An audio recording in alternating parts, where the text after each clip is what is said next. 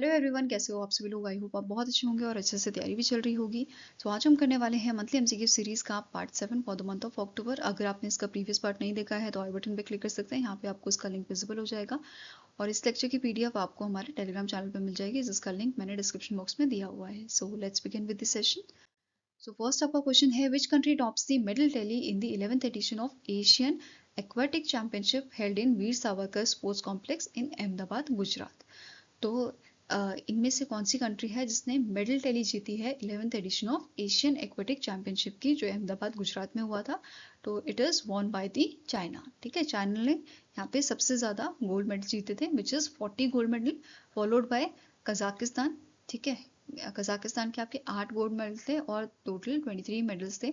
Virus Japan आपका third number पे था विद 5 गोल्ड मेडल। इंडिया की बात करें, इंडिया 11वें नंबर था विद 4 सिल्वर एंड 9 ब्रॉन्ज, और टोटल मेडल इंडिया के 13 थे। ठीक है, और इंडिया ने स्विमिंग में ही सारे मेडल्स जीते हैं। ठीक है, नाउ नेक्स्ट पॉइंट है कि फर्स्ट टाइम इंडिया ने इसे होस्ट किया था और साउथ एशिया में इसे सेकंड टाइम होस्ट किया गया है इस चैंपियनशिप को। ठीक है, ऑर्गेनाइजर कौन थे? Swimming federation of India and government of Gujarat इसके ऑर्गेनाइजर थे।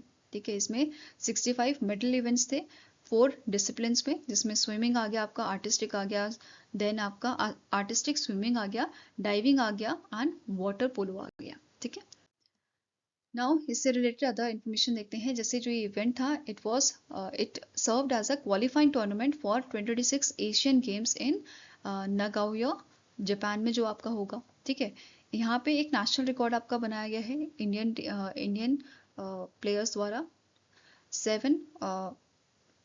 7 minutes 23 सेकेंड 0.38 सेकेंड्स का ये था। मेंस 4x200 मीटर्स में free style relay by Indian teams, जिसमें अनीश गुवाड़ा, साजन, सुहान गांगुली एंड श्रीहरि नटराज जो है, ये आपके एज अ टीम इन्होंने यहाँ पे जो है रिकॉर्ड बनाया था। ठीक है, इसके अलावा डाइविंग रिकॉर्ड्स यहाँ पे आपके थे सिंक्रोनाइज्ड 10 मीटर प्लेटफॉर्म के मिक्स्ड में by Indian Wilson Singh, then Nik Tojom and Indevar Sarim, जिन्होंने फिनिश किया था 4th विद 300.66 पॉइंट से। ठीक है, 300.66 पॉइंट से इन्होंने यहाँ पे फिनिश किया था। देन भाविया सचदेवा जो है, इन्होंने पहला मेडल जीता था इंडिया के लिए इन अ वुमेन्स कैटेगरी। ठीक है, और ब्रॉन्ज मेडल इन्होंने जीता था 400 फ्री स्टाइल में। देन श्रीहरि नटराज जो है, इन्होंने सबसे ज्यादा मेडल यहाँ पे जीते थे सिंगल एशियन एक्वेटिक चैंपियनशिप में। देन श्रीहरि नटराज जो है, इन्होंने सिल्वर मेडल जीता था आपका। देन बेनेडिक्शन आर बेनस्टन जो है, इन्होंने भी सिल्वर मेडल जीता था और इन्होंने ब्रॉन्ज मेडल जीता था 1500 मीटर में फ्री स्टाइल में। वहीं पे जो श्री हरि नटराजन है, इन्होंने भी ब्रॉन्ज मेडल जीता था 100 metre freestyle, 100 metre backstroke में। ठीक है, देन ऋषभ दास जो है, इन्होंने ब्रॉन्ज मेडल जीता था।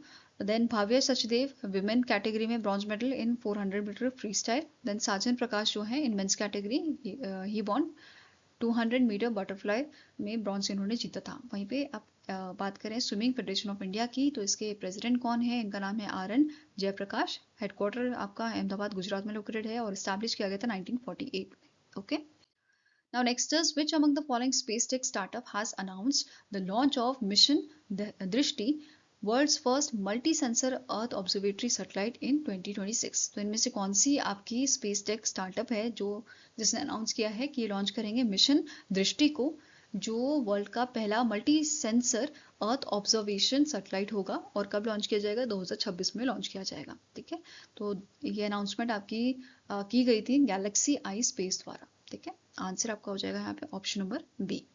आप जो ये मिशन आपका, it will be launch in the Q1 of 2026 और इसका वेट रहेगा 160 kg का, एंड इसे लॉन्च किया जाएगा स्पेसएक्स रॉकेट में। फाइन, इसमें हाई रेजोल्यूशन आपका रहेगा 1.5 मीटर का, एंड ये ऑपरेशनल रहेगा आपका अराउंड 5 ईयर्स के लिए।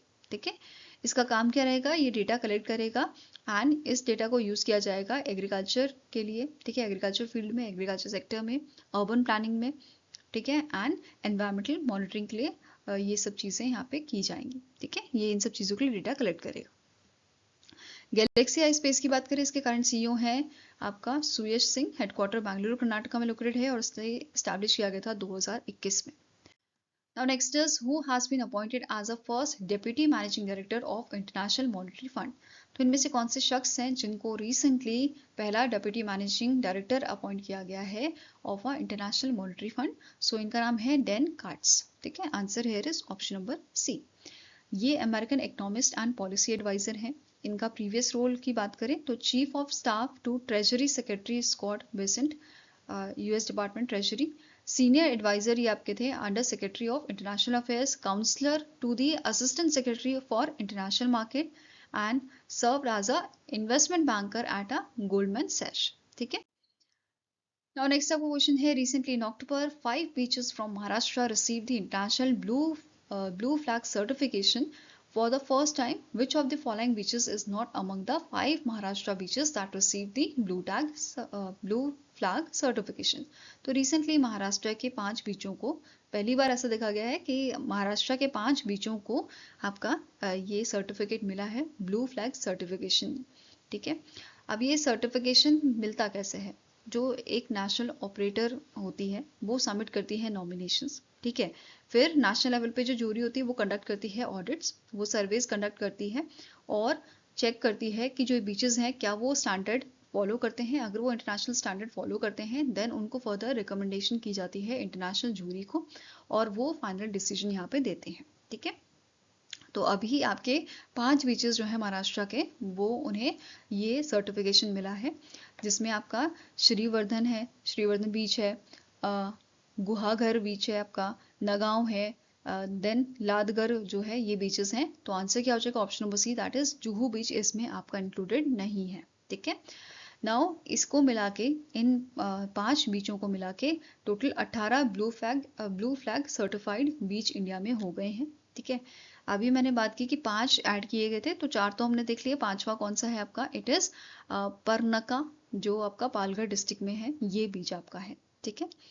इसके अलावा यहाँ पे जो सर्टिफिकेशन है, इसका जो सर्टिफिकेशन है ये किसने दिया है? Foundation for environmental education in Denmark जो है, इनके द्वारा ये अवार्ड दिया गया है, ये सर्टिफिकेशन दी गई है.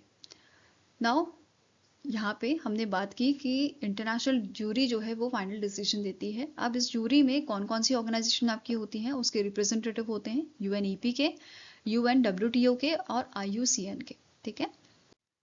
नाउ बात करते हैं थोड़ा डीप में. ब्लू फ्लैग सर्टिफिकेशन जो है ये प्रोग्राम आपका लॉन्च किया गया था 1985 में by the foundation for environmental education France, ताकि अवेयरनेस आपकी बढ़ाई जा सके अबाउट दी मरीन पॉल्यूशन. ठीक है.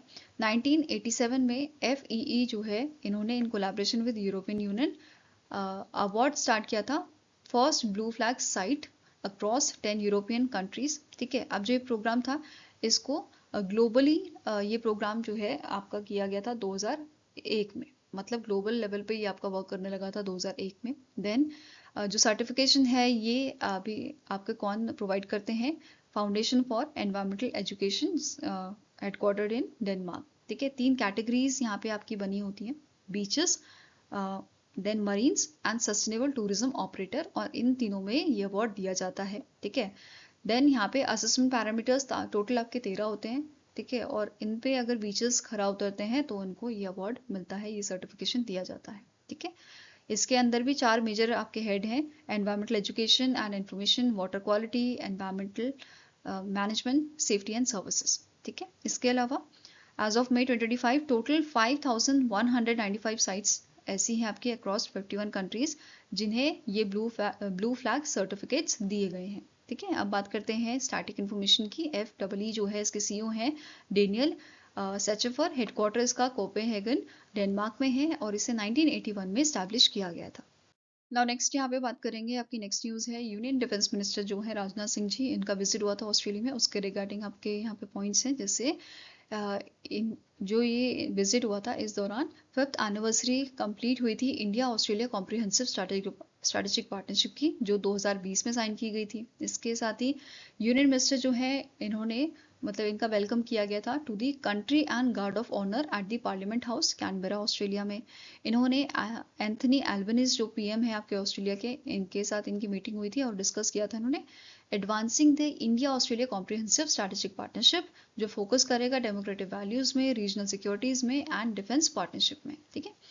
Then India Australia defence minister dialogue हुआ था, इसमें हमारे जो मिनिस्टर हैं उन्होंने पार्टिसिपेट किया था अलॉन्ग विद रिचार्ड माल्स जो डिफेंस मिनिस्टर हैं ऑस्ट्रेलिया के। और इस डायलॉग का मेन फोकस एरिया आपका था maritime domain awareness, intelligence sharing, tri services interoperability for free open and prosperous Indo Pacific. ठीक है। देन इन्होंने रिव्यू किया था defence framework, mutual logistic support arrangement, joint guidance for navy to navy corporation air to air refuelling arrangements को। ठीक है। इसके अलावा 3 नए डिफेंस कॉर्पोरेशन अग्रीमेंट यहाँ पे साइन किए गए हैं, जैसे for implementing arrangement for mutual submarine rescue support and cooperation, then agreement on information exchange and defense corporation for secure real-time data sharing, then terms of reference for joint staff talk facilitate करने के लिए staff level exchanges और joint planning को। ठीक है। Then इन्होंने इनकी meeting के दौरान इन्होंने मीटिंग की थी आपके फ्रेंड जो फॉरेन मिनिस्टर हैं पेनी वोंग ऑस्ट्रेलिया के। ठीक है। देन राजनाथ सिंह जी जो हैं इन्होंने को चेयर किया था defence industry business round table जो सिडनी में हुआ था, which focuses on AI unmanned systems space tech MRO collaboration में। ठीक है। Along with Peter Khalil assistant defence minister of Australia, इन्होंने विजिट किया था आपका ऑस्ट्रेलियन शिप कुताबुल जो है वहाँ पे इन्होंने विजिट किया था। इसके अलावा ऑस्ट्रेलिया ने इनवाइट किया है इंडिया को कि वो हम ज्वाइन करें ऑपरेशन रेंडर सेफ, एंड हमारे जो डिफेंस मिनिस्टर हैं इन्होंने इनवाइट किया है रिचार्ड मार्डिस को कि वो इंडिया में विजिट करे 2026 के डिफेंस मिनिस्टर्स डायलॉग के लिए। ठीक है। नाउ नेक्स्ट क्वेश्चन है which of the following organisation has Netflix India partnered with to support Indian students in AVGC XR animation visual effects gaming comic and extended reality sector. तो इनमें से कौन सी organisation है जो जिन्होंने आपका कोलैबोरेशन किया है या पार्टनरशिप किया है नेटफ्लिक्स इंडिया के साथ? तो it is your FICCI and Indian institute of creative technology. ठीक है। आंसर आपका यहाँ पे हो जाएगा, it is option number B, that is FICCI और Indian institute of creative technology ने पार्टनरशिप की है नेटफ्लिक्स इंडिया के साथ कि वो सपोर्ट करे इंडियन स्टूडेंट्स को इन animation visual effects gaming comic and extended reality sectors में। ठीक है। और ये MOU आपका साइन हुआ था during the FICCI frames event जो मुंबई महाराष्ट्र में हुआ था।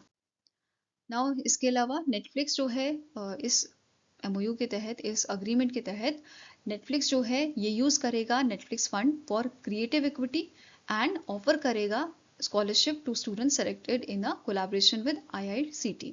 ठीक है। नेटफ्लिक्स जो है ये हेल्प करेगा IICT को डिज़ाइन करने में इंडस्ट्री ओरिएंटेड कोर्सेज, ताकि जो स्टूडेंट्स हैं उनको अच्छे स्किल्स जो हैं वो सीखें relevant to real world AVGC XR market needs, मतलब जो भी आपकी मार्केट में नीड है उसके हिसाब से उनके स्किल्स जो हैं वो सिखाए जाएं बच्चों को। ठीक है। देन यहाँ पे आपकी वर्कशॉप्स कराई जाएगी, मास्टर क्लासेस होंगे, गेस्ट लेक्चर्स होंगे बाय द इंडस्ट्री प्रोफेशनल्स जो स्टूडेंट्स को हैंड्स ऑन प्रैक्टिस करवाएंगे यहाँ पे। ठीक है। देन नेटफ्लिक्स जो है ये आपका it will also take part in research and development academic and industry development council strengthen करने के लिए और गाइड करने के लिए इन दी कोलैबोरेशन, राइट। इसके अलावा नेटफ्लिक्स इंडिया जो है इन्होंने ज्वाइन किया है मेजर ग्लोबल टेक कंपनीज को, जैसे निवेडिया, आपका गूगल हो गया, एप्पल हो गया, माइक्रोसॉफ्ट, एडोब। इन्होंने यहाँ पे MOU मतलब as a part of this MOU with the IICT, और ये प्रमोट करेगा innovation and skill development in this sector. Next आपको क्वेश्चन है the ministry of health and family welfare inaugurated the cardiopulmonary resuscitation awareness that is CPR Awareness Week 2025 to promote awareness and capacity building about CPR among the general public. The CPR Awareness Week was observed from dash. तो CPR Awareness Week आपका observe किया गया था 13 से 17 अक्टूबर 2025 को, और यहाँ पे मिनिस्ट्री ऑफ हेल्थ जो हमारी है इन्होंने इनॉग्रेट किया था CPR अवेयरनेस वीक 2025 को, ताकि प्रमोट किया जा सके आपका CPR, मतलब एक तरह से कि जो जनरल पब्लिक है उनको CPR देना आना चाहिए। इसकी अवेयरनेस के लिए इन्होंने ये आपका वीक जो है वो इनॉग्रेट किया था। ठीक है। तो answer here is option number D, that is 13 से 17 अक्टूबर को ये आपका ऑब्जर्व किया गया था। इसका मेन एम था इंश्योर करना that every household, school, office and public space has at least 1 person trained in CPR। ठीक है। कि मतलब किसी को जरूरत पड़े तो एटलीस्ट कोई बंदा तो हो कि जो उस पर्सन की जान बचा पाए। ठीक है। नाउ जो हमारी मिनिस्ट्री है, मिनिस्ट्री ऑफ हेल्थ, इन्होंने कोलैबोरेशन किया है माई गवर्नमेंट के साथ, my gov and my Bharat platforms के साथ लॉन्च करने के लिए online CPR pledges and quizzes to encourage public participation, right. Next is during the 118th All India Farmers Fair and Agricultural Industry Exhibition जो आपका GV Pant university में हुआ है of Agriculture and Technology Uttarakhand, the Chief Minister Pushkar Singh Dhami inaugurated which of the following newly developed crop varieties। तो recently 118 all India farmers fair and agriculture industry exhibition आपका हुआ था उत्तराखंड में, और इस इवेंट के दौरान आपकी जो नई न्यूली डेवलप क्रॉप वैरायटीज़ हैं उनको इनॉग्रेट किया गया था। ये कौन कौन सी आपकी वैरायटीज़ हैं? तो इट इज़ योर पंत उर्द 13, पंत उर्द 14, पंत मटर 554 एंड पंत जाऊ 1006। तो ये आपकी जो क्रॉप वैरायटीज़ हैं उनको यहाँ पे रिलीज किया गया था, अनवील किया गया था, ठीक है। So answer here is option number B. Now next आपको क्वेश्चन है, in the India West Indies test series जो आपकी अक्टूबर में हुई थी, which Indian all-rounder was named player of the series for scoring 104 runs and taking 8 wickets and also became the India's third highest wicket taker at home, surpassing Harbhajan Singh. तो answer आपका हो जाएगा that is option number ए, रविंद्र जडेजा जो है आपका, रविंद्र जडेजा जी third highest wicket taker बने हैं आपके, और इन्होंने सरपास किया है हरभजन सिंह को, राइट।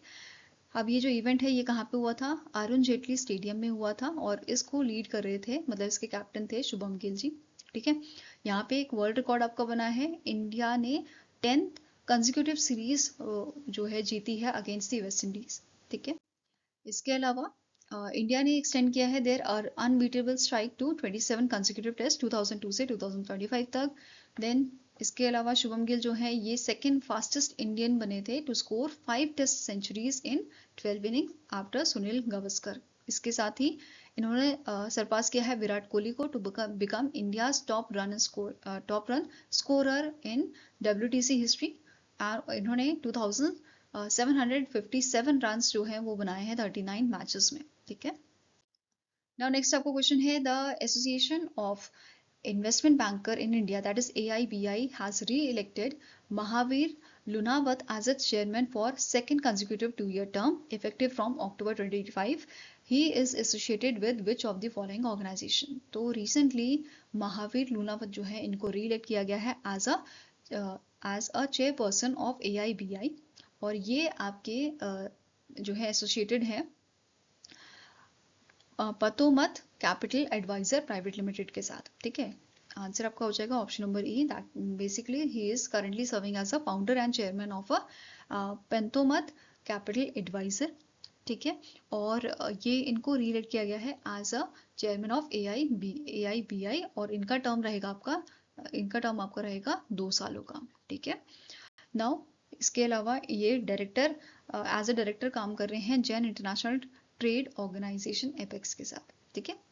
इसके अलावा यहाँ पे और भी जो है अपॉइंटमेंट्स हुए हैं, ठीक है। जैसे अभिजीत वैद्या जो है इन्हें वाइस चेयरमैन बनाया गया है, एंड लाखा नायर को भी, ठीक है।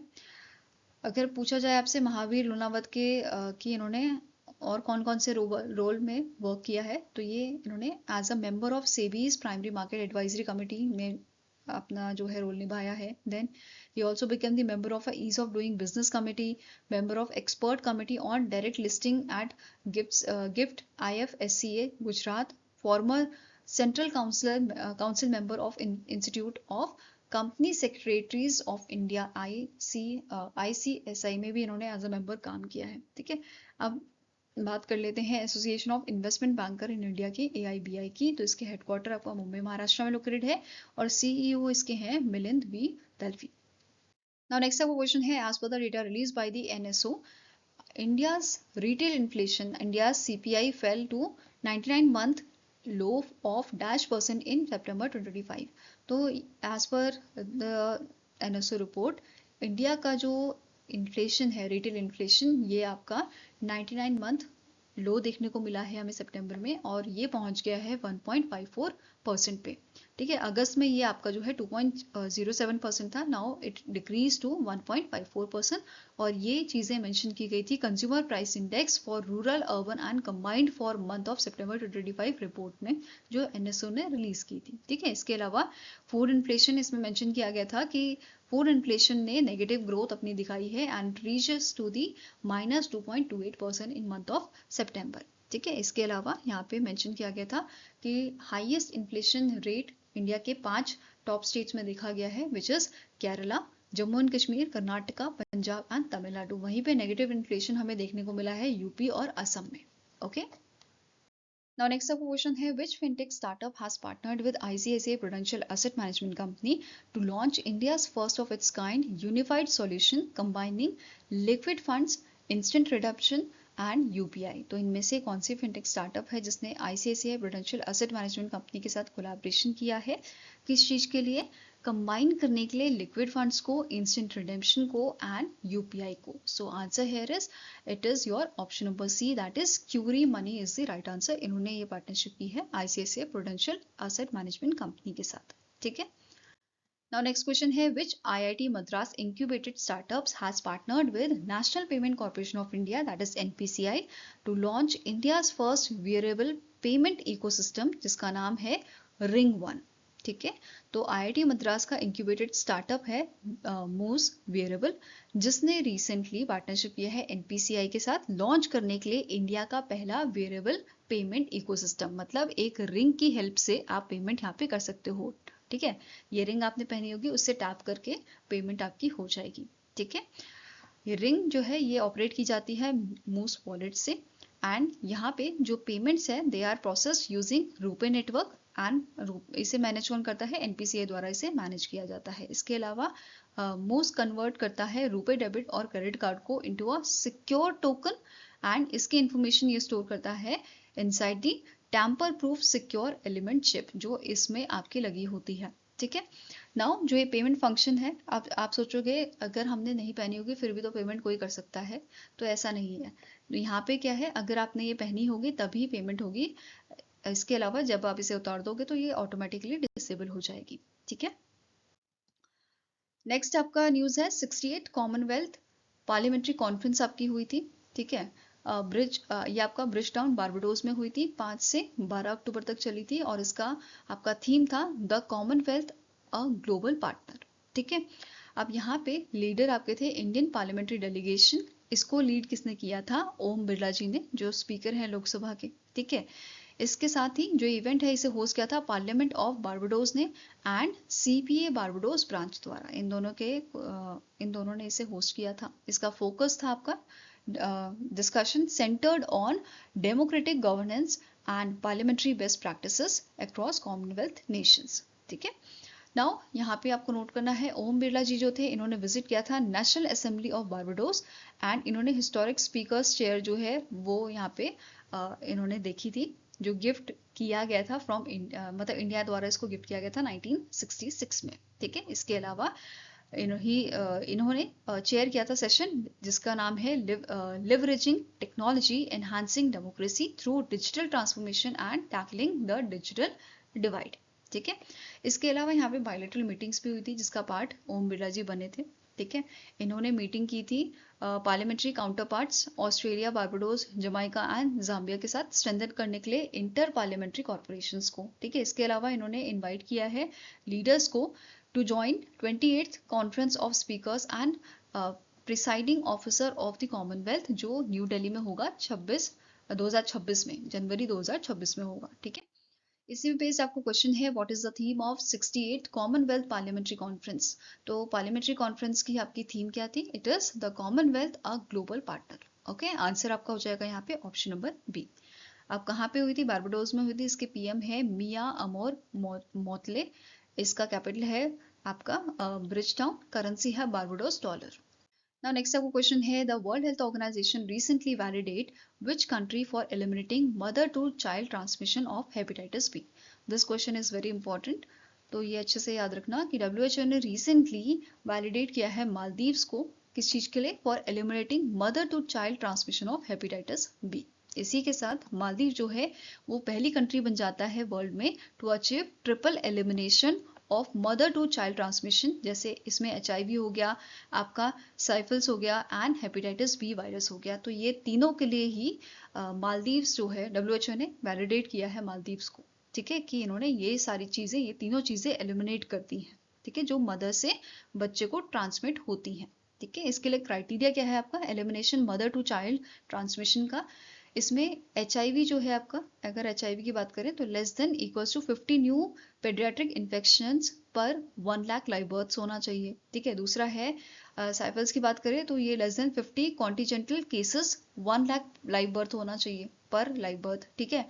Then hepatitis B prevalence less than 0.1% ये होनी चाहिए, या लेस देन इक्वल्स टू 100 पर 1 लाख चिल्ड्रन। तो ये इसका क्राइटेरिया है और ये क्राइटेरिया फुलफिल होता है तो इस केस में जो कंट्री है वो आपकी मतलब eliminating mother to child transmission जो है ये चीज़ स्टैंडर्ड फॉलो कर लेती है, तो WHO जो है वो इसे वैलिडेट कर लेता है, ठीक है। अब क्वेश्चन यहाँ पे बनता है आपका कि ट्रिपल एलिमिनेशन हुआ है तो कौन सी कंट्री ने इसे पहली बार अचीव किया है, ठीक है। तो इस टाइप का क्वेश्चन बन जाएगा आपका। Now next is, what is the name of India-Australia joint military exercise whose 4th edition commenced at the Irwin Barracks, Perth, Australia in 2025? तो इनमें से कौन सी आपकी एक्सरसाइज है जो इंडिया और ऑस्ट्रेलिया के बीच में हुई है joint military exercise? It is Austrahind, ठीक है। कौन सी हुई है? ऑस्ट्रा हिंद 2025। कहाँ पे हुई है? ये ऑस्ट्रेलिया में हुई है, 13 से 26 अक्टूबर तक चली थी, ठीक है। इंडिया की तरफ से यहाँ पे गोरखा राइफल्स जो हैं वो शामिल हुए थे एंड इंडियन आर्म्स के ट्रूप्स, वेरस ऑस्ट्रेलियन आर्मी यहाँ पे ऑस्ट्रेलिया की तरफ से इन्होंने पार्टिसिपेट किया था। अब जो प्रीवियस एडिशन था आपका वो कहाँ पे हुआ था? पुणे महाराष्ट्र में, और पहला एडिशन आपका जो है राजस्थान में हुआ था 2022 में। मतलब एक साल ये ऑस्ट्रेलिया में होता है, दूसरा साल ये आपका इंडिया में होता है, ठीक है। Now next is, the Ministry of Minority Affairs has initiated the establishment of Center of Excellence under which scheme to promote and preserve heritage and classical languages? तो Ministry of Minority Affairs जो है इन्होंने recently initiate किया है establishment of Center of Excellence under your which scheme? It is your प्रधानमंत्री जन विकास कार्यक्रम scheme, ठीक है। इस स्कीम के तहत इन्होंने इनिशिएट किया है establishment of Center of Excellence, ठीक है। अब इस इनिशिएटिव के तहत देवी अहिल्या, रिसेंटली इस इनिशिएटिव के तहत देवी अहिल्या विश्वविद्यालय जो इंदौर का है, इसे यहाँ पे इनॉग्रेट किया गया है centre for Jain studies with investment of 27.16 crore. तो ये भी आपका एक इम्पोर्टेंट पॉइंट यहाँ पे बन जाता है आपका, ठीक है। इसके अलावा जो मिनिस्ट्री ऑफ माइनॉरिटी अफेयर्स है इन्होंने सेटअप किया है centre of excellence university of Mumbai में, ठीक है, फॉर स्टडी ऑफ पली प्राकृत एंड अविस्था पहलावी, ठीक है, इन लैंग्वेजेस के लिए। इसके अलावा सेंटर ऑफ एक्सीलेंस आपका सेटअप किया गया था गुजरात यूनिवर्सिटी में for study of Prakrit languages, okay.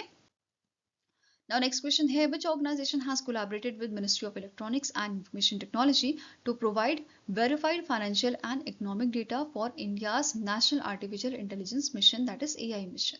तो इनमें से कौन सी ऑर्गेनाइजेशन है जिसने ministry of electronics and information technology के साथ कोलैबोरेशन किया है AI मिशन के लिए? तो answer is option number B, that is institute of chartered accountant of India, ICAI के साथ इनका कोलैबोरेशन हुआ था, ठीक है। नाउ ICAI जो है ये verified financial and economic data provide करेगी सपोर्ट करने के लिए development of India sovereign large language model को, और currently it is working with the 10 firms for developing LLMs, right.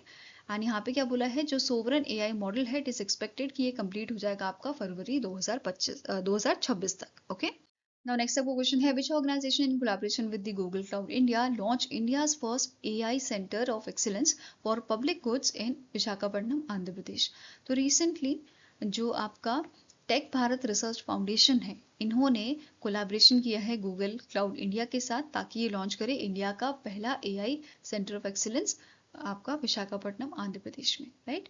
So answer here is option number E. Now जो tech Bharat research foundation है ये lead करेगा AI centre of excellence को for applied AI research in public services, versus जो आपका Google cloud India है ये cloud infrastructure, AI tools, Gemini model, mentorship and market support provide करेगा, ठीक है।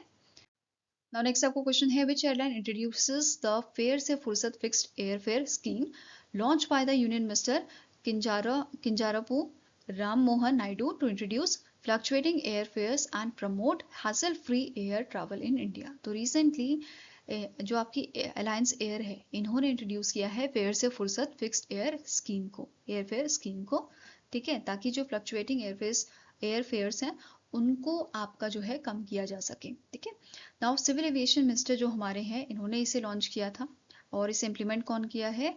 अलायंस एयर ने इसे इम्प्लीमेंट किया है to offer fixed air fares. और ये पायलट फेज आपका 13 अक्टूबर को स्टार्ट हुआ है, 31 दिसंबर तक ये चलेगा, एंड ये फोकस करेगा आपका tier second and tier third routes को, ठीक है। साथ में ही ये जो इनिशिएटिव है, ये आपका सपोर्ट करेगा उड़ान इनिशिएटिव को, okay. Now next up question है, what is the total cost of constructing a 38 km long 4-lane Pondicherry Pundian Kumpam section of NH32 which is inaugurated by Union Minister Nitin Gadkari। तो ये recently आपका NH32 का एक section 4-लेन Puducherry पुंदियन कुंपम section जो है वो inaugurate किया गया है, जिसका कॉस्ट है 1588 करोड़ का, ठीक है। तो आंसर यहाँ पे आपका हो जाएगा, it is option number C. इसी के अलावा यहाँ पे फाउंडेशन स्टोन भी रखा गया था 3.88 किलोमीटर एलिवेटेड कॉरिडोर का between Indira Gandhi square and Rajiv Gandhi square, जिसका कॉस्टिंग आपका 436 करोड़ का है, ठीक है। और इसमें जहाँ भी 35 मिनट का टाइम लगता है, अब वो रिड्यूस होके 10 मिनट्स हो जाएगा, ठीक है। ना इसके अलावा यहाँ पे फाउंडेशन स्टोन उन्होंने रखा था 13.63 किलोमीटर ईस्ट कोस्ट रोड का, और इसके लिए कॉस्ट आपकी रहेगी 25 करोड़ की। नेक्स्ट है, इन्होंने 5 न्यू NH प्रोजेक्ट जो है पुंडुचेरी के लिए वो भी अनाउंस किए हैं। 4-लेन एलिवेटेड कॉरिडोर जिसका कॉस्ट आपका एंड 13.5 किलोमीटर आर्यन कुपम मुलोदाई सेक्शन जो है, इसके लिए इन्होंने कॉस्ट दिया है 650 करोड़ का। Then 46 kilometer Marakkanam to Puducherry section के लिए 2200 करोड़ का कॉस्टिंग है। 6-लेन कॉरिडोर के लिए 3000 करोड़ का। देन 6-लेन corridor Maduravoyal to Sriperumbudur NH48 के लिए 1600 करोड़ का। एंड इसी के साथ स्ट्रेंथन करने के लिए 22 किलोमीटर NH32 कराईकल को, इसके लिए आपका कॉस्टिंग है 60 करोड़ का। इसके अलावा इन्होंने यहाँ पे मेंशन किया था कि इंडिया जो है वो ग्लोबली 3rd नंबर पे लाई करता है इन automobile manufacturing which is valued at 22 lakh crore, and ये जनरेट करता है 4.5 करोड़ की जॉब्स, ठीक है। 4.5 करोड़ जॉब्स ये जनरेट करता है। इसके अलावा लॉजिस्टिक कॉस्ट जो है वो भी रिड्यूस हुई है हमारी 10%, अब ये हो गई है, अर्लियर इट वाज 16%, ठीक है। Now next आपको क्वेश्चन है, consider the following statements regarding the नीति आयोग's report titled India's Blue Economy Strategy for Harnessing Deep Sea and Offshore Fisheries। तो रिसेंटली नीति आयोग ने एक रिपोर्ट जारी की है, India's blue economy strategy for harnessing deep sea and offshore fisheries, ठीक है। इसके रिगार्डिंग आपके 3 पॉइंट्स यहाँ पे दिए गए हैं, 3 स्टेटमेंट, आपको बताना है कौन सा करेक्ट है, ठीक है। पहला स्टेटमेंट कह रहा है, जो रिपोर्ट है इसे प्रिपेयर किया है agriculture and allied sector division of NITI Aayog, ठीक है। दूसरा कह रहा है कि India, as per this report, India जो है वो 3rd लार्जेस्ट फिश प्रोड्यूसर है globally, and it is accounting for 5% of global production.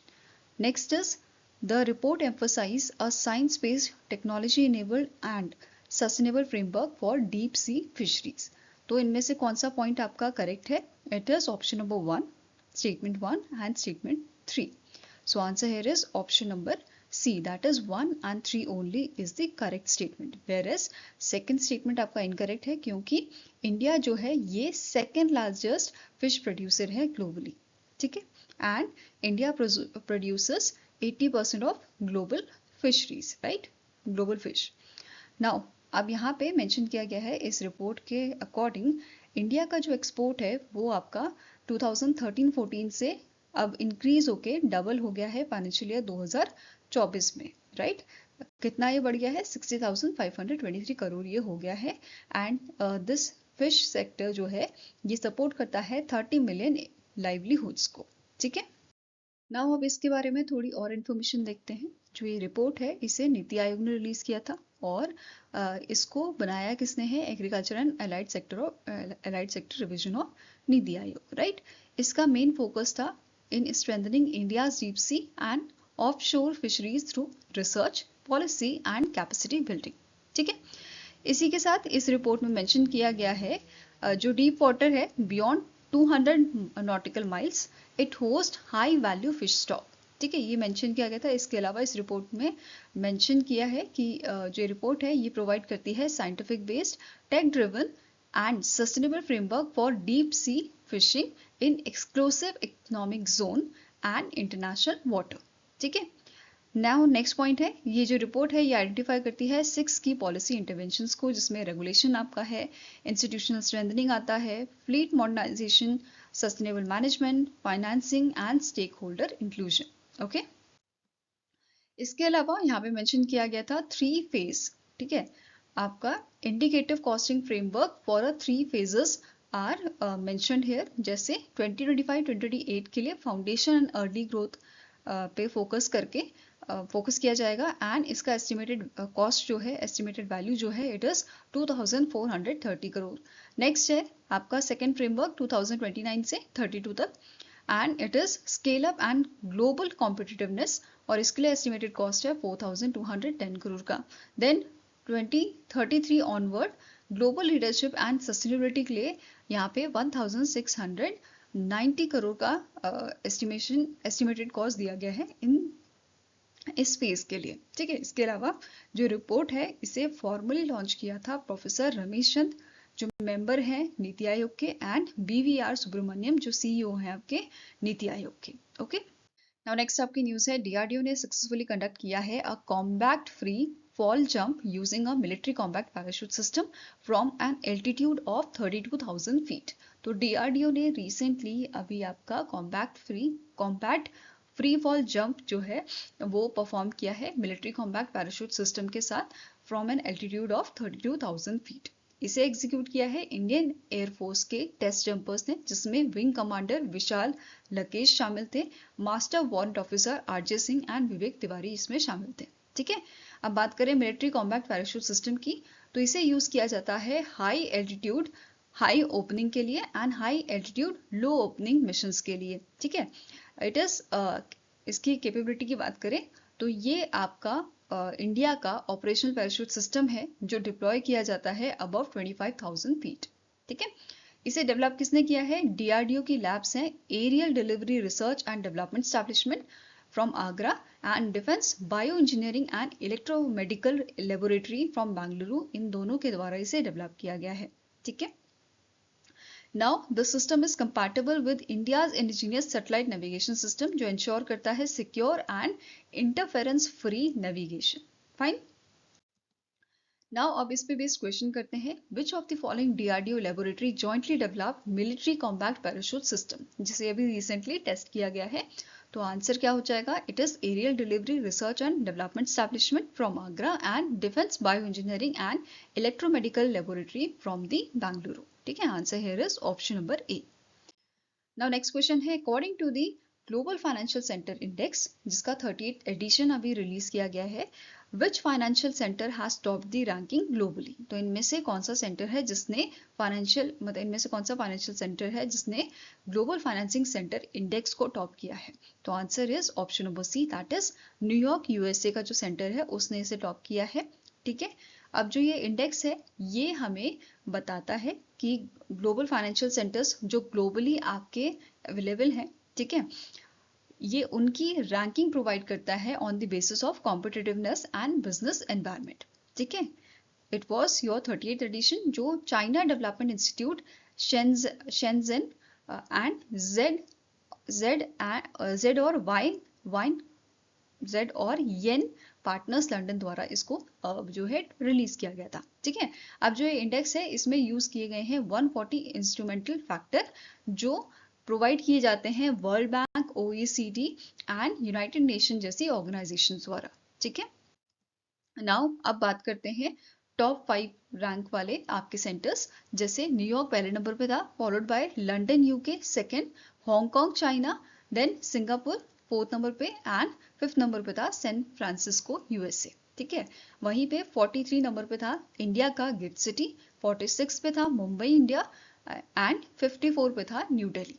ठीक है, अगर हम बात करें एशिया पैसिफिक रीजन की, तो इसमें जो टॉप 15 सेंटर्स हैं इसमें 6 आपके एशिया पैसिफिक से कंट्री मतलब ये सेंटर्स जो हैं वो शामिल थे। इसके अलावा जो रीजन का एवरेज रेटिंग है आपका वो भी इंक्रीज हुआ है 1.2 बाय दी 1.27%। ठीक है, अब यहाँ पे बीजिंग जो है ये इकलौती एपेक्स सिटी थी जो जिसकी रैंकिंग जो है वो आपकी डिक्लाइन हुई है, वो आपकी कम हुई है। ठीक है, इसके अलावा यहाँ पे लेबियन जो आपका है मलेशिया का, इसने यहाँ पे डेब्यू किया था विद 60th पोजीशन। ओके, इसके अलावा फिनटेक रैंकिंग की बात करें तो इसमें टॉप किया था हांगकांग ने। ठीक है, followed by Shenzhen from China and New York from the USA. तो ये 3 आपके टॉप 3 फिनटेक रैंकिंग वाले सेंटर्स थे। ठीक है, इसके अलावा इंडिया की बात करें तो इंडिया का जो गिफ्ट सिटी है इसकी पहले रैंक 46 थी, अब ये इंक्रीज होके 43rd हो गई है। एंड फिनटेक रैंकिंग इसकी है आपकी 35। ठीक है, and it is the only Indian city जो आपकी लिस्ट की गई है एशिया पैसिफिक फाइनेंशियल हब में। ठीक है, नाउ नेक्स्ट आपका क्वेश्चन है India and which country have established 20 member inter parliamentary friendship group to strengthen bilateral relations. तो इंडिया ने रिसेंटली पनामा के साथ मिलके स्टैब्लिश किया है 20 member inter parliamentary friendship group को, ताकि हमारे जो बायलैटरल रिलेशन है वो और मजबूत हो सके। ठीक है, तो आंसर आपका हो जाएगा it is option number A, that is Panama. अब यहाँ पे दोनों ही कंट्रीज की जो एम्बेसी है इन्होंने अनाउंस किया था कि ये स्टैब्लिश करने वाले हैं 20 member India parliamentary inter parliamentary friendship group को। और यहाँ पे इन्होंने ओथ भी ली थी। नेशनल असेंबली ऑफ पनामा जो है यहाँ पे इन्होंने ऑफिशियल या फॉर्मल ओथ भी यहाँ पे आपकी हुई थी। और इस इवेंट में पार्टिसिपेट किया था सुमित सेठ ने, जो इंडिया के एम्बेसडर टू पनामा है, वॉलकियारी वॉल वॉल्किरिया चैंडलर जो प्रेसिडेंट है कमीशन फॉर एक्सटर्नल रिलेशन के, एंड जॉर्ज ब्लोइस जो प्रेसिडेंट है आपके ऑफ अ फ्रेंडशिप ग्रुप। तो इन तीनों ने ये जो फॉर्मल ओथ सेरेमनी थी उसको अटेंड किया था पनामा में। ठीक है, नाउ नेक्स्ट आपका क्वेश्चन है which of the following universities recently signed MOUs with a Dr. Ambedkar Foundation under the Ministry of Social Justice and Entrepreneurs to establish new Dr. Ambedkar chairs in the universities. तो recently 3 universities हैं जिन्होंने MOU sign किया है doctor Ambedkar foundation के साथ, which is एक आपकी है जीबी पंत यूनिवर्सिटी। ठीक है, दूसरी आपकी है जयपुर नेशनल यूनिवर्सिटी एंड तीसरी है मुंबई यूनिवर्सिटी। तो इन तीनों ने जो है आपका अग्रीमेंट साइन किया है, MOU साइन किया है डॉक्टर अम्बेडकर फाउंडेशन के साथ। ठीक है, इसी के साथ अब total number of operational chairs जो हैं वो आपके 28 हो गए हैं। फाइन, नाउ दीज जो चेयर्स हैं they will promote inter disciplinary research, policy dialogue and education on doctor BR Ambedkar ideals, जैसे social justice, equality, empowerment, marginalized communities and constitutional values. Okay, now next आपका क्वेश्चन है as per the Henley Passport Index 2025 global ranking, what is India's rank and how many countries offer visa free or visa on arrival access to Indian passport holders। तो recently handle passport index ranking आपकी जारी की गई है। पहले जुलाई के month में जारी की गई थी, अभी ये आपके अक्टूबर के मंथ में जारी की गई हैं। और as per this index India जो है वो इंडिया की ग्लोबली 85th रैंक है। और इंडिया को मतलब इंडिया जो है बाकी कंट्रीज मतलब 57 कंट्रीज ऐसी हैं जिन्होंने इंडिया को वीजा फ्री ट्रैवल करने की छूट दे रखी है। ठीक है, या फिर वीजा ऑन अराइवल एक्सेस यहाँ पे प्रोवाइड किया हुआ है। ठीक है, तो अब इंडिया की जो प्रीवियस रैंक थी वो कितनी थी, it was 77th and now it is 85th। ठीक है, अगर बात करें एशिया में तो एशिया में इंडिया की रैंक है एशियन कंट्रीज में 9th नंबर पे। ठीक है, अब बात कर रहे हैं पहले नंबर की, तो सिंगापुर जो है ये इसका मोस्ट पावरफुल पासपोर्ट है और ये लाई करता है 1st नंबर पे। 2nd नंबर पे साउथ कोरिया है, 3rd पे है आपका जापान, देन 4th नंबर पे Germany, Italy, Luxembourg, Spain and Switzerland आपके आ जाते हैं। ठीक है, नाउ अभी हमने रिसेंटली पढ़ा इंडिया की जो है 85th रैंक थी। ठीक है, अभी नए वाले पासपोर्ट हैंडले पासपोर्ट इंडेक्स जो रिलीज हुआ आपका, और एशिया में इंडिया की 9th रैंक है। वहीं पे अब बात करते हैं एक एक करके पैरामीटर्स की। जैसे वीजा फ्री एक्सेस जो है इंडिया को 12 कंट्रीज प्रोवाइड करती हैं, ई वीजा एक्सेस प्रोवाइड करती हैं 18 कंट्रीज। ऐसे ही आपके वीज़ा ऑन अराइवल प्रोवाइड करती हैं 21 कंट्रीज। यहाँ पे आप डिटेल में इनके नाम देख सकते हैं।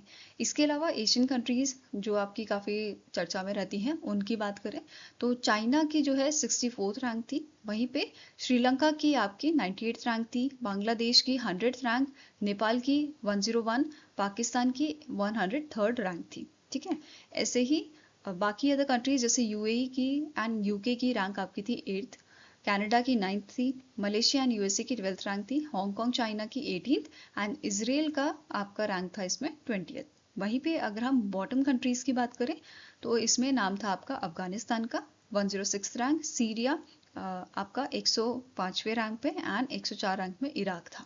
ठीक है, आप स्टार्टिंग इन्फॉर्मेशन की बात करें तो हेनले एंड पार्टनर्स जो है इसके सीईओ है डॉक्टर जॉर्ज स्टेफन, हेडक्वार्टर्स का लंदन में लोकेटेड है और इसे स्टैब्लिश किया गया था 1997 में। क्लियर है? नाउ नेक्स्ट बात करेंगे हिस्ट्री की। तो जो हेनले पासपोर्ट इंडेक्स है इसे क्रिएट किया गया था डॉक्टर क्रिस्टीन एच कैलिन द्वारा एंड इनिशियली यहाँ पे आपका मतलब जो ये पासपोर्ट इंडेक्स है ये कवर करता है 199 पासपोर्ट एंड 227 डेस्टिनेशंस। ठीक है, इसे 2008 में लॉन्च किया गया था as a Henley and passport visa restriction index के नाम से, बाद में इसे 2018 में रीनेम किया गया था as a Henley passport index. ठीक है, अब यहाँ पे नंबर ऑफ वीजा फ्री और वीजा ऑन अराइवल डेस्टिनेशन के बेसिस पे रैंकिंग प्रोवाइड की जाती है। ठीक है, एंड इसमें डेटा आपका लिया जाता है इंटरनेशनल एयर ट्रांसपोर्ट एसोसिएशन टाइमेटिक द्वारा। ठीक है, नाउ नेक्स्ट आपकी न्यूज है IUCN जो है IUCN वर्ल्ड कंजर्वेशन कांग्रेस आपकी रिसेंटली हुई थी इन मंथ ऑफ अक्टूबर, 9 से 15 अक्टूबर तक ये चली थी। कहाँ पे हुई थी? Abu Dhabi national exhibition centre में हुई थी। ठीक है, इसका थीम आपका था पावरिंग ट्रांसफॉर्मेटिव कंजर्वेशन, राइट। अब जो ये इवेंट है आपका, ये आपका हर साल में होता है, हर साल every 4 years it was conducted. ठीक है, हर 4 साल में ये होता है एंड सेट करने के लिए कंजर्वेशन एंड सस्टेनेबिलिटी प्रायोरिटीज को। ठीक है, इसका फोकस एरिया आपका है scaling up resilient conservation action, reducing climate overshoot risk, delivering on equity, nature positive economies, innovation and leadership in conservation. These are the focus area of this Congress. ठीक है, now अब यहाँ पे India को किसने represent किया था? Union minister of state कृति वर्धन सिंह जो है, इन्होंने इंडिया को यहाँ पे रिप्रेजेंट किया था। ठीक है, इन्होंने यहाँ पे अनवील किया था इंडिया का पहला national red list road map of India for assessing and monitoring the conservation status of India's flora and fauna. ठीक है, अब इसे इम्प्लीमेंट कौन करेगा? Geological survey of India and botanical survey of India इसे इम्प्लीमेंट करेंगे। ठीक है, इस इनिशिएटिव के तहत ओवर 11,000 स्पीशीज जो है प्लांट की और एनिमल की, इन्हें एसेस किया जाएगा एंड अराउंड 300 एक्सपर्ट्स जो हैं उनको ट्रेन किया जाएगा और सर्टिफाई किया जाएगा for a period of 5 years। ठीक है, इसके अलावा यहाँ पे इन्होंने अनवील किया था first ever red list of endangered species of India classifying species as critically endangered, vulnerable, near threatened and आपका least concern, right. Now next है, यहाँ पे कुछ मेजर अनाउंसमेंट किए गए थे, जैसे IUCN adopted a 20-year plan and a new 4-year programme. ठीक है, अब यहाँ पे रजान खलीफा अल मुबारक जो है इनको रीइलेक्ट किया गया था as a IUCN president. Then Panama जो है रिपब्लिक ऑफ पनामा और Panama country to host the world protected and conserved area congress 2027। तो 2027 का जो आपका world protected and conserved area congress होगा वो कौन होस्ट करेगा? पनामा से होस्ट करेगा। इसके अलावा IUCN कांग्रेस 2025 जो है इसे इन्होंने अचीव किया है international organisation for standardisation, that is ISO 20121 2024 certification for recognising its commitment to rigorous sustainability standards. ठीक है, इसके अलावा इस इवेंट में IUCN ने लॉन्च किया था 4th world heritage outlook report, और इस रिपोर्ट के अकॉर्डिंग 43% ऑफ नेचुरल साइट्स जो हैं दे फेस क्लाइमेट थ्रेट्स। इसी के साथ IUCN न्यू मेंबर यहाँ पे ऐड हुआ है, अर्मेनिया जो है ये बना है स्टेट मेंबर IUCN का। ठीक है, देन इसके अलावा जो UN बायोडाइवर्सिटी कॉन्फ्रेंस आपकी होगी 2026 में, it will be hosted by the Armenia. Okay, now यहाँ पे कुछ अवार्ड्स जो हैं उनकी भी बात कर लेते हैं, जैसे IUCN world commission on protected area, ये अवार्ड यहाँ पे दिया गया था to the 13 ranger and ranger teams for 13 countries with a 2025 international ranger award. ठीक है। इसके अलावा यहाँ पे बात करें अगर कैश प्राइस की, तो $5,000 से $25,000 के बीच में कैश प्राइस यहाँ पे होता है। एंड अभी तक 59 अवार्ड्स यहाँ पे दिए जा चुके हैं। ठीक है। इसके अलावा यहाँ पे IUCN कैंटन मिलर अवार्ड 2025 भी दिया गया था। इसके विनर थे डॉक्टर सलोनी घोष, फील्ड डायरेक्टर जो आपकी हैं काजीरंगा नेशनल पार्क की एंड टाइगर रिजर्व असम की। ये पहली इंडियन रेसिपिएंट बनी है इस अवार्ड की। ठीक है। इसमें कैश प्राइस की बात करें तो $5,000 का ये अवार्ड आपका होता है। एंड इसी के साथ इस कांग्रेस में IUCN and UAE based international renewable energy agency जो है, इनके बीच में भी एक अग्रीमेंट साइन हुआ था प्रमोट करने के लिए nature positive renewable energy transition को। ठीक है। इसी के साथ स्टैटिक इन्फॉर्मेशन भी देख लेते हैं। IUCN के DG कौन है? ग्रेथल एग्युलर, जिसका हेडक्वार्टर ग्लैंड स्विट्जरलैंड में है और 1948 में इसे स्टैब्लिश आपका किया गया था। Now next आपको क्वेश्चन है, who has been recently appointed as the interim president of Madagascar? तो मेडागास्कर के इंटरिम प्रेसिडेंट अभी अपॉइंट किए गए हैं, जिनका नाम है कर्नल मिशेल रैंड रियन। अगर प्रोनाउंसिएशन गलत है तो उसके लिए सॉरी। इट इज़ मिशेल रैंड्रियन और इन्हें जो है इंटरिम प्रेसिडेंट बनाया गया है और इन्होंने रिप्लेस किया है एंड्री रोजलिना को। ठीक है। इसी के साथ मेडागास्कर के नए प्राइम मिनिस्टर भी अभी अपॉइंट हुए थे। इनका नाम है रूफिन जाफी सांबो और इसकी कैपिटल क्या है? It is Antananarivo and currency इसकी है Malagasy ariary. Okay. Now next है, where was the 5th edition of India Indonesia bilateral maritime exercise Samudra Shakti 2025 conducted? तो ये जो आपकी एक्सरसाइज थी समुद्र शक्ति, इट वाज हेल्ड इन दी विशाखापट्टनम आंध्र प्रदेश। ठीक है। 5th एडिशन आपका कहाँ पे हुआ था? विशाखापट्टनम आंध्र प्रदेश में हुआ था। प्रीवियस एडिशन की बात करें तो 2023 में ये साउथ चाइना सी में हुआ था। एंड जो 5th एडिशन है ये 14 से 17 अक्टूबर तक चला था और इसमें इंडिया की INS करवती जो है उसने पार्टिसिपेट किया था and Indonesian navy ship KRI जॉनली ने इसमें पार्टिसिपेट किया था। Now next is, as per the periodic labor force monthly bulletin September 2025 released by the National Statistical Office under the Ministry of Statistics and Program Implementation, what was India's overall unemployment rate for persons aged 15 years and above in September 2025?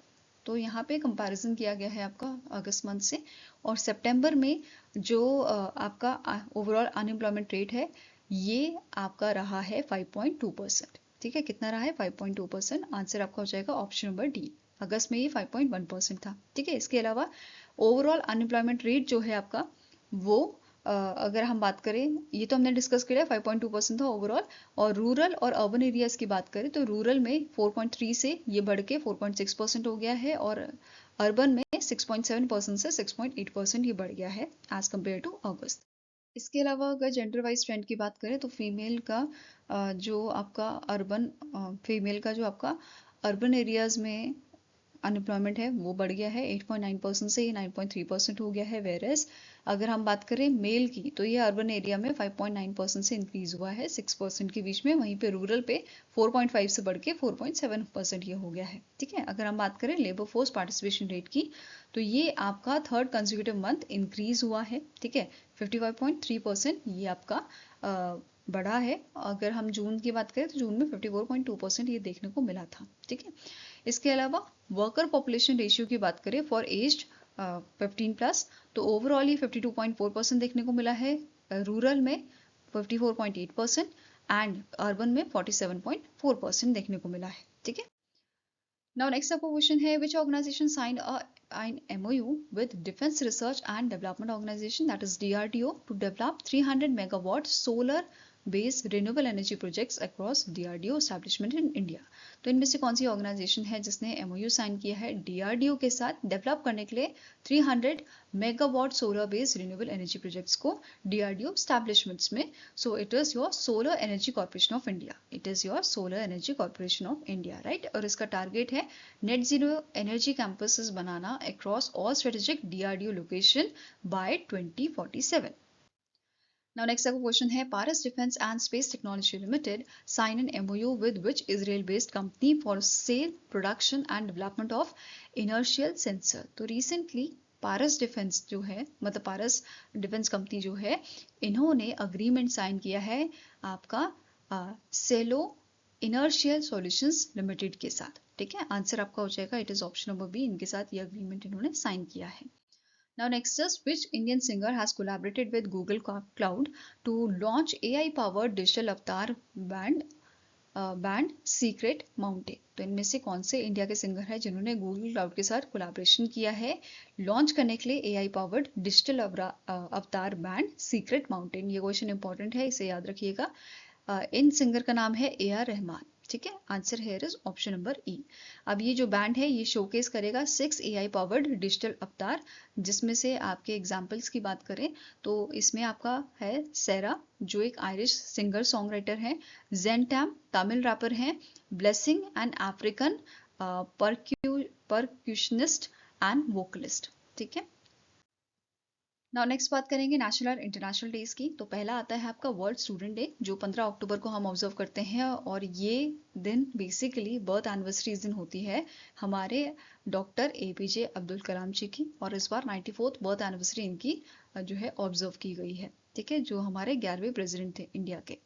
अब इसका theme क्या था? Empowering students as agent of innovation and change. ठीक है, अब APJ Abdul Kalam जी की बात करें इनके अवार्ड्स की, जिन्हें मिसाइल मैन ऑफ इंडिया भी कहते हैं, तो इन्हें पद्म भूषण से नवाजा गया था 1981 में, 1990 में पद्म विभूषण से, और 1997 में भारत रत्न इनको दिया गया था। साथ में ही वीर सावरकर अवार्ड इन्हें 1998 में दिया गया था। Indira Gandhi award for national integration 1997 में दिया गया था। ठीक है, इन्होंने बहुत सारी बुक्स लिखी हैं, जैसे wings of fire, then India 2020 a vision for new millennium, evolution of enlightenment societies, my journey transforming dreams into actions, ये सारी बुक्स इन्होंने लिखी है। इसी के साथ जो उड़ीसा का व्हीलर्स आइलैंड है, इसका नाम APJ अब्दुल कलाम जी के नाम पे रखा गया था। ठीक है, APJ अब्दुल कलाम आइलैंड इसका नाम रख दिया गया था।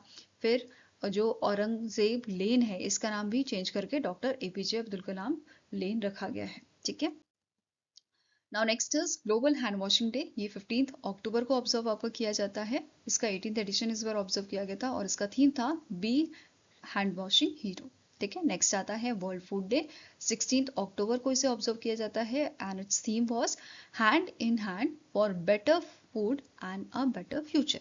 ठीक है, on this occasion world food day 2025 food is medicine and eating for health, ये आपका समिट हुआ था। ठीक है, कहाँ पे हुआ था? एरिजोना USA में ही हुआ था, एंड इट इज को hosted by the food tank, Arizona states university, sweaty centre, FAO and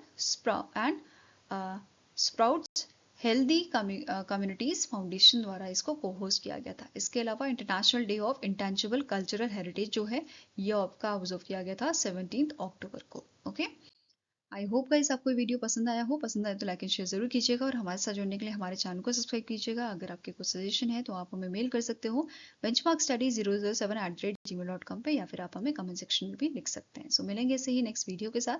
till then take care, have a nice day and all the best for your preparations.